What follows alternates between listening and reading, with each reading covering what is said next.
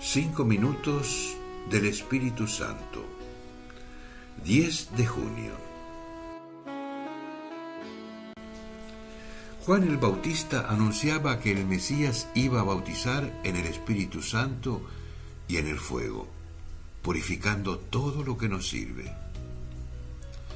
El bautismo que trae el Mesías será una verdadera purificación porque derrama el Espíritu Santo como fuego. El Mesías cumple aquel anuncio del profeta Ezequiel: los purificaré de toda inmundicia y de toda basura, y les daré un corazón nuevo.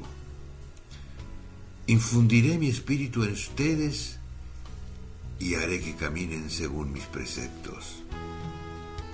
Esto significa que la manifestación del poder del Mesías se realiza sobre todo en los corazones.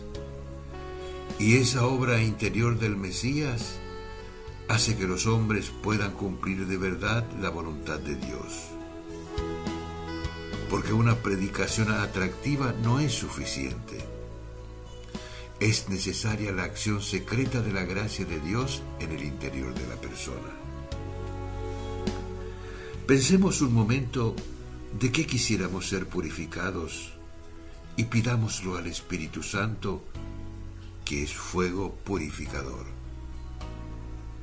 Cardenal Víctor Manuel Fernández.